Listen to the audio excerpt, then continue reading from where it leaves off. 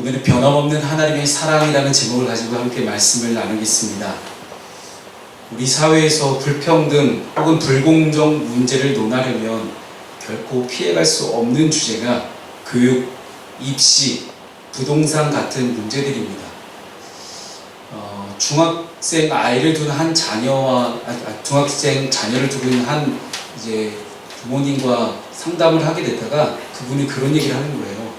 도노동 지역의 거의 대부분의 엄마 아빠들이 맞벌이를 하고 있는데 자녀들에게 따라오는 수행평가를 봤더니 이거는 맞벌이 부부가 도저히 해줄 수가 없는 그런 수행평가를 가지고 오더라는 겁니다. 집안이 풍족하고 엄마 아빠가 좀 여유 시간이 있고 그래서 남는 시간을 가지고 충분히 자녀의 수행평가를 도와줄 수 있는 그런 자녀들은 역시 좋은 점수를 받아서 고등학교를 잘 진학을 합니다. 장학금도 받기도 하고요. 그런데 여전히 맞벌이와 도저히 자녀의 교육에 신경을 써주지 못하는 그런 부모님들은 자녀가 수행평가를 받아왔는지 못 받아왔는지도 모르는 채 그저 우리 아이가 때가 되면 중학교를 가고 때가 되면 고등학교를 가고 그래 우리 애도 대학교를 가야지 그래 남들 다 대학 보내는데 우리 애도 대학 보내야지 하면서 똑같이 그냥 그렇게 보냅니다. 그 상황들을 바라보면서 저는 그런 생각이 들었습니다. 왜 우리 사회는 늘 이 불평등의 끈이 끊어지지 않을까? 여전히 많은 입시 부조리와 많은 기득권들을 가지고 있는 많은 사람들에 의해서 내려놓지 못하는 그 많은 권력들이, 그 권리들이, 그 특권들이 누군가에게 나눠질 수는 없을까 하는 그런 생각이 듭니다. 나라가 참 시끄럽습니다. 10월 3일 그리고 어제 10월 5일까지 서울 일대는 차를 끌고 들어가기 힘들 정도로 참 많은 인파들이 도로로 쏟아져 나오고 있습니다. 근데 이렇게 공정의 잣대를 가지고 우리가 공평한 나라에 살고 싶다라고 이야기를 할 때 정말로 공평한 나라는 과연 어떤 나라일까요? 하나님께서 꿈꾸셨던 하나님의 나라는 공평과 정의가 살아있는 그런 나라인데 그러면 그런 나라가 되려면 우리는 과연 어떤 나라에 살고 싶을까요? 부동산 같은 문제도 참 그렇습니다. 우리 하채ም쌤 잘 아시겠죠? 부동산 하시니까. 부동산 같은 것도 보면 부동산을 가진 사람이 더 많이 가지게 되는 그런 구조를 갖고 있습니다. 주식도 똑같습니다. 가진 사람이 더 많은 주식을 가지고 있고요. 개미 투자자들은 자신의 돈을 언제 잃을지 모르는 그런 전전긍긍하고 있지만 공모주를 사시는 분들은 한 번에 몇 억씩 투자를 하시기 때문에 공모주는 절대 원금을 까먹지 않는 주식입니다. 왜 우리는 그걸 못 살까요? 돈이 없으니까. 돈이 있는 분들은 더 많은 돈을 가지게 되어 있는 구조가 현재 대한민국 시장 경제 구조입니다. 근데 왜 우리는 그걸 모를까? 나도 그런 정보를 알고 싶은데. 근데 왜 그 정보는 왜 저들만 갖고 있지? 왜 나한테는 그 정보가 오지 않을까? 야, 저 주식이 대박이래. 이거 사자. 이미 끝난 주식입니다. 왜 그럴까요? 예전에 저랑 이제 같이 재전을 했던 안산대학교 학생이 있습니다. 늦가기 대학생이라서 나이가 좀 있는 학생이었는데 주식으로 대박이 돼서 전국에 아파트가 3채나 있는 거예요. 원주에 하나, 대전에 하나, 전주에 하나. 야, 물론 원주, 대전, 전주가 경기도에 비해서는 아파트 값이 그렇게 많이 비싼 지역은 아닙니다만 대학생 신분에 30이 되지 않는 그 나이에 아파트를 3채나 소유하고 있다는 사실이 부러웠습니다. 여러분 부러우신가요? 어떻게 보면 많은 대학생들이 우리 조국 법무부 장관의 딸의 입시 문제를 가지고 분노를 표현하기도 하고 어떤 이들은 그렇게 입시 부정을 저지른 사람이 표창장을 위조했다. 근데 표창장을 준 총장 자체가 대학 교수로 재임할 수 없는 그런 신분의 사람이었고 많은 비밀들이 드러나고 있음에도 여전히 많은 사람들은 똑같이 10년 전이나 20년 전이나 30년 전이나 지금이나 똑같이 진영으로 나눠서 좌냐 우냐 싸움만 하고 있습니다. 좌우놀이를 하고 있는 그 순간 가운데 과연 여기에 공평은 어디 있을까? 과연 우리 청년들이 우리 다음 세대들이 정말로 정의로운 나라에 살고 싶은데 내가 일한 만큼 돈을 번 만큼, 내가 투자한 만큼, 내가 시간을 쏟은 만큼 그런 소득을 얻을 수 있다면 얼마나 좋을까요? 그래서 저는 더욱더 우리나라의 사법개혁, 검찰개혁이 필요하다고 생각을 합니다. 부동산이나 교육, 입시 문제만큼이나 불공정의 대표적 사례이기 때문입니다.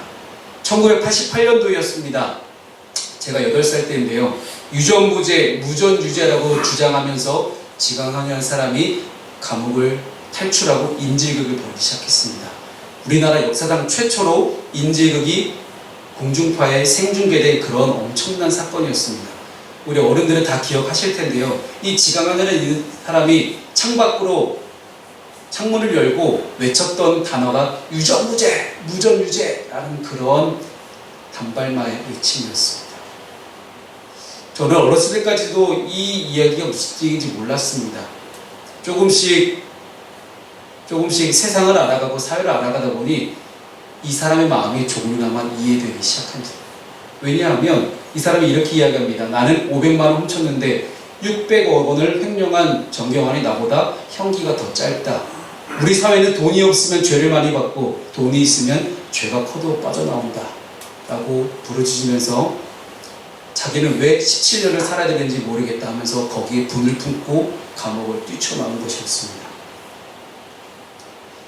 유전무죄, 무전유죄라는 이 자사성어 같은 이 단어에 담겨져 있는 진정한 의미는 경찰이나 검찰, 법원과 약간의 끈이라도 있거나 혹은 돈으로 사건을 무마할 수 있는 힘이 있는 사람은 범죄 행위에 대해서 무죄 판결을 받을 수 있지만 그렇지 못한 사회적 약자들은 때때로 생계 유지를 위해서 부득이하게 저지른 작은 죄값조차도 엄하게 감당해야 하는 현실을 딛고는 말입니다. 제가 그동안 사회복지를 하면서 많은 청소년들을 만났던 가운데 저랑 인연이 닿아서 저에게 상담을 요청했던 그런 몇몇 학생들이 있었습니다. 근데 그 중에 하나는 이제 여학생이 이제 갓 20살이 되는 나이인데 서울의 미혼모 시설에 지금 들어가 있다라고 저한테 연락을 해오더라고요. 사귀던 남자친구에게 강간을 당해서 아이를 낳았는데 이 아이를 도저히 지울 수가 없어서 그것이 죄인 것 같아서 자기의 사정을 페이스북으로 저한테 보내오기 시작하는데 참 눈물이 났습니다. 왜 그 아이가 그런 인생을 살아야만 하는지. 4년 전에도 그 친구가 비슷한 일을 당해서 제가 아는 산부인과 원장님을 통해갖고 이제 조용하게 아이를 지우고 그렇게 이력이 있던 아이였는데 왜 또 그런 인생을 살아야 될까 하는 그런 안타까움이 있고 왜 우리 사회가 이렇게 이 아이들에게 이런 사회를 물려줄 수밖에 없을까에 대한 그런 안타까움이 계속해서 찾아오기 시작합니다. 자금의 한국 사회 현실 속에서 불평등과 불공정의 문제는 단연 계급과 그 계급이 모여 사는 지역의 문제라고 할 수 있습니다. 근데 이 문제를 가지고 특정 계급과 특정 지역이 우리 사회 공유 자산을 대부분 독식하고 있는, 독점하고 있는 이 구조에 대한 성찰과 저항이 바로 오늘 제가 설교를 통해서 말씀을 통해 여러분과 함께 나누고 싶은 불공정 논쟁의 핵심입니다. 제가 왜 이 불공정 논쟁을 펼치는지 오늘 본문의 배경을 제가 말씀드리겠습니다. 호세아 선지자가 활동하던 시대는 북이스라엘 여로보암 2세의 막바지였습니다. 그 이후로부터 거의 30년 동안 호세아가 선지자로 활동하던 그 시기에는 북이스라엘의 가장 강력했던 때입니다.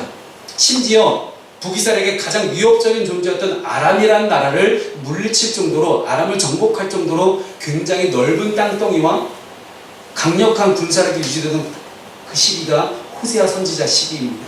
그런데 나라가 부강해지다 보니 나라에 돈이 쌓이기 시작합니다. 많은 부유층 지도자들이 생겨나기 시작합니다. 상업이 발달하기 시작합니다. 위쪽에서 오는 신은 강대국 아수르부터 그리고 아래쪽 애굽에서 올라오는 수많은 상인들이 다 이스라엘을 거쳐가기 시작합니다. 그러다 보니 돈이 이스라엘에 쌓이기 시작을 해요. 많은 부유층 지도자들이 출연할 때 이들은 자신의 부를 통해서 가난하고 힘없는 사람들을 짓밟기 시작합니다. 마치 이세벨 왕비가 나봇의 포도원을 잘못된 방법으로 빼앗았던 것처럼 수많은 부유층 지도자들이 가난한 서민들의 것들을 빼앗기 시작합니다. 일반 서민들의 토지들을 불법적인 수단으로 빼앗고 그들을 노예로 부리기 시작합니다. 하나님은 절대로 노예로 부리지 말라고 하셨는데 노예라는 제도가 생겨나기 시작합니다. 뿐만 아니라 이스라엘의 여러 우상을 숭배하고 하나님 믿는 신앙에서 벗어나기 시작하는데 특별히 바알신을 숭배합니다. 이 바알신을 숭배하는 그 바알신의 신전에는 항상 몸을 파는 남자 창기와 여자 창기들이 가득했습니다. 왜냐하면 남자 창기와 몸을 섞고 여자 창기와 몸을 섞어야지만 바알신의 축복을 받을 수 있다라고 그들이 이야기했기 때문입니다. 지금 감옥에 가 있는 어떤 목사를 사칭하는 사기꾼과도 똑같습니다. 바알신을 위한 것이라고 핑계를 대면서 그들은 온갖 저질스럽고 음란한 행위를 하기 시작합니다. 이걸 통틀어서 이야기해보면 이스라엘은 심각한 빈부격차와 불평등과 부조리와 타락하고 난잡한 문화로 인해서 부패할 대로 부패한 나라가 되었다는 사실입니다. 겉으로 볼 때는 아람이라는 나라를 무너뜨릴 정도로 거대한 큰 제국을 건설할 것처럼 떵떵거리고 있었지만 그 속에는 이미 다 썩어져 가고 있었습니다. 대한민국이 3만 불 시대를 살아갑니다. GDP 3만 불 시대를 살아가면 무엇합니까? 여전히 하위계층 50%는 국민소득의 10%를 나눠먹는 그런 불공정, 불평등의 사회로 우리 여전히 살아가고 있습니다. 여전히 많은 청소년들이 근로계약서를 제대로 작성하지 못해서 알바비를 떼먹히고 있는 사회가 지금 우리의 사회입니다. 그러나 하나님께서는 오늘 호세아 선지자를 통해서 말씀하십니다. 여전히 그럼에도 불구하고 내가 너희를 사랑한다. 오늘 본문의 말씀은 하나님의 변함없는 사랑에 대한 이야기입니다. 하나님이 우리의 사랑을 어떻게 표현하시는지 함께 나누도록 하겠습니다. 첫 번째는 말씀으로 우리의 마음을 만지신다는 것입니다. 오늘 본문의 이스라엘은 하나님의 품을 떠나서 다른 것을 주인으로 삼습니다. 하나님의 법을 떠나 죄를 지으며 살아갑니다. 그러나 그들의 삶에는 결코 행복과 평안이 없었습니다. 죄는 사람의 영혼과 삶을 파괴하기 때문입니다. 하나님께서는 하나님을 떠나 우상과 간음하는 이스라엘 백성을 심판하겠다고 말씀하십니다. 그래서 호세아 2장 1절부터 13절까지 보면 하나님의 엄청난 슬픔과 분노를 느낄 수 있는데 그러나 하나님의 은혜는 심판에서 끝나지 않는다는 사실이 있습니다. 오늘 함께 읽은 본문 14절을 함께 읽어볼까요? 14절을 함께 읽겠습니다. 시작! 그러므로 보라 내가 그를 타일러 거친 들로 데리고 가서 말로 위로하고 타일러서 말로 위로한다고 되어 있는데 이 원어를 히브리어를 직역하게 되면 내가 그녀의 마음에 말을 해주겠다라는 뜻입니다. 내가 그녀의 마음속으로 들어서 그녀의 마음 가운데 말을 해주겠다. 즉 마음에 닿는 말씀을 해주겠다는 이야기입니다. 마음에 와닿는 말씀만이 우리의 삶에 큰 위로가 됩니다. 오늘의 본문이 오늘의 하나님이 주시는 이 말씀이 여러분의 마음에 큰 위로가 되고 큰 은혜가 되기를 주님의 이름으로 축복합니다. 하나님의 말씀이 닿을 때 비로소 우리는 모든 것들이 고쳐집니다. 죄를 따라가고 하나님을 쉽게 떠나는 우리의 마음은 우리의 뜻대로 잡을 수가 없습니다. 다짐을 하고 또 다짐해도 똑같은 죄를 반복해서 저지르는 우리의 인생을 바라보면서 우리는 결국 죄가 내 발목을 붙잡는구나 라고 생각을 합니다. 그렇다면 이 호세아서가 말하는 마음의 치유는 무엇일까요? 이스라엘의 죄는 우리 인간이 지을 수 있는 이 죄는 어떻게 하면 해결될 수 있을까요? 십자가 사랑의 은혜가 아니면 방법이 없습니다. 예수 그리스도의 십자가가 우리 가슴 가운데 들어와서 십자가가 내 심장에 새겨지고 내 심장이 쪼개지고 그 쪼개진 마음 가운데 온전히 예수 그리스도의 사랑이 하트가 들어오지 않으면 도저히 우리는 치유될 수 있는 방법이 없다는 사실입니다. 이 예언은 이미 성취되었습니다. 예수 그리스도를 통해서 이미 2000년 전에 이루어진 사건입니다. 그렇다면 우리는 지금 이 시간 가운데 하나님께서 내 마음의 주인이 되셨다는 것을 확실히 믿고 나는 하나님의 사람이구나. 하나님이 나를 사랑하시고 하나님이 나를 긍휼히 여기시는구나. 나는 하나님 긍휼히 여김을 받는 하나님의 백성이구나라는 그런 믿음을 가지고 그런 확신을 가지고 함께 예배하길 소망합니다. 이런 하나님의 사랑을 다른 선지자들도 동일하게 예언합니다. 이사야 57장 18절 19절의 말씀을 제가 읽어보겠습니다. 내가 그의 길을 보았은즉 그를 고쳐줄 것이라. 그를 인도하며 그와 그를 슬퍼하는 자들에게 위로를 다시 얻게 하리라. 입술의 열매를 창조하는 자 여호와가 말하노라. 먼 데 있는 자에게든지 가까운 데 있는 자에게든지 평강이 있을지어다. 평강이 있을지어다. 내가 그를 고치리라 하셨느니라. 아멘. 고쳐주고 인도하고 위로를 다시 얻게 하고 평강이 있고 고침받는 역사가 오늘 이 시간 함께 예배하는 여러분에게 함께하기를 주님의 이름으로 축복합니다. 바알을 섬긴 시일대로 바알을 섬긴 만큼 이스라엘은 벌을 받습니다. 그러나 그 심판 후에는 하나님의 위로가 있습니다. 병주고 약주는 식의 위로가 아니라 유혹과 시험에 넘어져서 상처받고 고통받는 이스라엘 마음을 온전히 싸매주는 하나님의 은혜의 역사가 있는 것입니다. 사랑하는 여러분, 하나님의 본심은 우리의 마음의 평안입니다. 심판의 말씀을 읽거나 묵상할 때도 심판으로 끝나는 것이 아니라 항상 그 뒤에는 그러므로 라는 접속사가 붙습니다. 그러므로 내가 너희를 사랑하겠다. 내가 너희를 구원하겠다. 내가 너희를 건져내겠다. 내가 너희를 인도하겠다. 내가 너희를 고쳐주겠다. 내가 너희를 싸매주겠다. 온갖 하나님의 사랑으로 가득 차 있는 말씀이 성경입니다.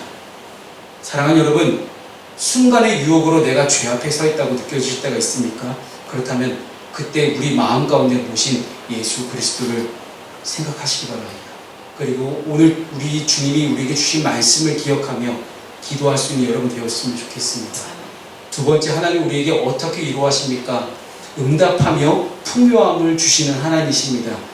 하나님께서는 이스라엘을 거친 들로 데리고 나가서 위로해 주신다고 하시는데, 호세아서 2장 말씀은 광야를 표현할 때 심판의 결과라고 광야를 표현합니다.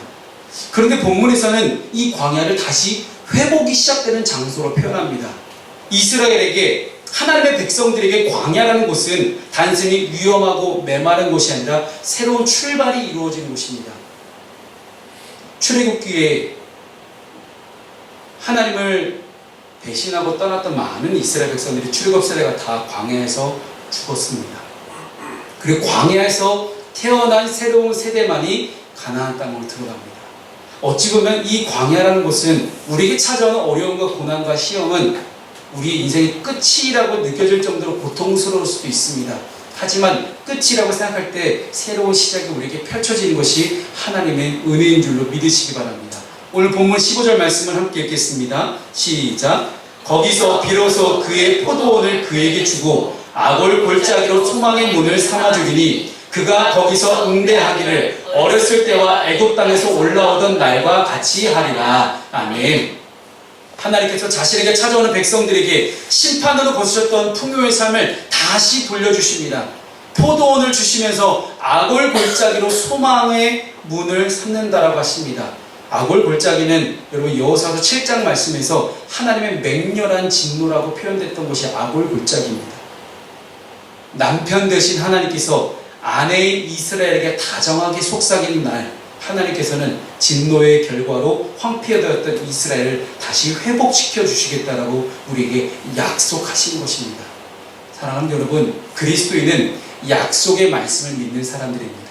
기록되어 있는 말씀을 믿는 사람들입니다. 기록되어 있는 약속의 말씀이 내 삶을 어떻게 인도한지를 믿고 경험하는 사람들이 그리스도인입니다.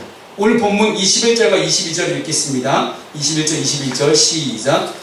여호와께서 이르시되 그날은 내가 응답하리라. 나는 하늘에 응답하고 하늘은 땅에 응답하고 땅은 곡식과 포도주와 기름에 응답하고 또 이것들은 이스라엘에 응답하리라. 아멘. 하나님께서 이스라엘 땅이 다시 풍성하고 생산성 있는 그런 경작지를 만들어 주시겠다고 하시는데, 하나님의 응답은 백성들의 기도가 하나님께 연락되어서 백성들의 필요가 하나님의 은혜에 의해서 채워지는 역사, 하나님의 말씀이 임하면 하늘과 땅 모든 부분에서 망가졌던 창조의 질서가 회복되는 것임을 우리에게 분명하게 말씀합니다.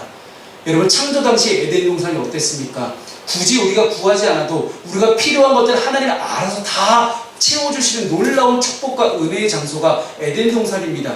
즉 창조의 질서란 내가 하나님께서 축복을 해주시면 심은 대로 거두게 하시는 하나님의 역사가 일어나는 것이 하나님의 창조의 질서입니다. 내가 노력한 만큼 받는, 보상을 받는 그런 은혜가 있는 곳입니다. 처음부터 가지지 못했던 자들이 조금이라도 가졌을 때 그 가진 것마저 빼앗기는 것이 아니라 그 가진 것이 마중물이 되어서 넘치는 하나님의 축복을 받는 것, 이것이 바로 하나님의 창조의 질서입니다. 이것이 바로 하나님의 나라입니다. 진정한 의미의 회복, 이 풍요는 우리의 마음의 평안으로 이어집니다. 이 18절 말씀을 함께 읽겠습니다. 시작. 그날에는 내가 그들을 위하여 들짐승과 공중의 새와 땅의 곤충과 더불어 언약을 맺으며 또 이 땅에서 활과 칼을 꺾고 전쟁을 없이 하고 그들로 평안히 눕게 하리라. 아멘. 재물이 많다고 행복하죠, 그렇죠? 재물 많으면 행복합니다. 다 마음속으로 아멘 하셨을 거라고. 재물이 많으면 행복하죠. 근데 그 행복이 진정한 평안으로 다가오지를 못합니다. 마음이 평안해야 됩니다. 사람의 욕심으로 고가는 채울 수 있습니다. 그러나 진정한 의미의 평안은 오직 하나님께서만이 주셔야만 누릴 수 있는 그런 축복입니다. 빼앗길까 두려워하고 전전긍긍하고 이걸 어떻게 얻은 건데 이걸 내가 빼앗길 수 없지라고 전전긍긍하던 그런 삶이 아니라 언제 달아날까, 내 것이 언제 사라질까 두려워하지 않는 그런 진정한 쉼의 역사, 그런 평안의 역사. 내가 어떻게 힘들게 벌은 이 소산인데, 어떻게 내가 얻은 이 땅인데 이 땅을 없어질까 두려워하고 내가 누군가 뺏길까 두려워하지 않는 그런 나라. 이스라엘의 많은 부유층 지도자들은 나라가 망해갈 때까지도 자기 욕심만 채웠습니다. 그리고 자기의 뜻에 따라서 왕을 갈아치기 시작합니다. 신하들이 왕을 죽이기도 하고요. 그래서 이스라엘 왕들을 보게 되면 3개월, 3일짜리도 있습니다. 갑자기 왕이 사라져요. 죽음을 당하죠. 여러분 보십시오. 인간의 욕심은 끝이 없습니다. 끝이 없는 인간의 욕심 가운데 아무리 다 채운다 할지라도 진정한 평안은 찾아올 수가 없는 것입니다. 오직 하나님이 작은 것이라도 하나님이 우리에게 주셨을 때 그것이 우리의 참된 의미의 평안으로 다가갈 것입니다. 그 기도할 때 진정한 풍요와 평안으로 채워주시는 하나님의 역사를 경험할 수 있는 저와 여러분 되었으면 좋겠습니다. 마지막 세 번째는 하나님 우리에게 결국은 원하시는 것은 관계의 회복입니다. 본문 19절과 20절 말씀을 함께 읽겠습니다. 시작. 내가 내게 장가들어 영원히 살되 공의와 정의와 은총과 긍휼이 얻음으로 내게 장가들며 진실함으로 내게 장가들리니 내가 여호와를 알리라. 아멘. 하나님의 위로는 관계 회복으로 이어집니다. 여러분, 하나님의 은총은 네 가지 관계로 설명이 됩니다. 하나님과의 관계, 그리고 이웃과의 관계, 그 이웃에는 우리 믿는 공동체 안에서의 관계도 있고요. 세 번째는 믿지 않는 이웃들과의 관계, 마지막으로 나 자신과의 관계, 이 네 가지 관계가 하나님의 은혜 안에서 풀려가는 것입니다. 근데 이 관계가 하나님께서 이스라엘과의 관계에서 어떻게 하면 좋은 관계를 맺는 것인가에 대해서 네 가지 단어로 설명을 하시는데 그것이 공의, 정의, 은총, 긍휼이라는 이 네 단어로 하나님 우리에게 관계 맺기를 원하십니다. 이스라엘을 위해서 이스라엘에 유리하게끔 이스라엘에게 맞추어서 맞춤형으로 다시 한번 관계를 맺기 원하신다는 사실입니다. 그래서 본문은 이스라엘 향한 하나님의 마음을 표현하면서 신랑 하나님과 신부 이스라엘을 표현을 합니다. 2부의 이야기를 보게 되면 호세아는 결국 자기를 버리고 떠난 음란한 여인 고멜을 또다시 사옵니다. 그가 치른 값이 보리 한과 보리 1과 2분의 1 호멜, 그렇죠. 그리고 은 15세겔이라고 되어 있는데 그 당시 노동자의 1년 수입이 은 5세겔에서 10세겔 사이였습니다. 그랬는데 그 사람이 호세아가 은 15세겔을 주고 고멜을 다시 사왔다는 거는요, 일반 노동자의 2년에서 3년치 봉급을 다 주고 이 음란한 여인을 다시 사왔다는 거예요. 남녀관계에서 신뢰보다 더 중요한 게 있을까요? 가장 중요한 게 신뢰의 관계겠죠. 이 고멜은 외도한 것에 그치지 않고 남편과 자식들을 다 버리고 떠났습니다.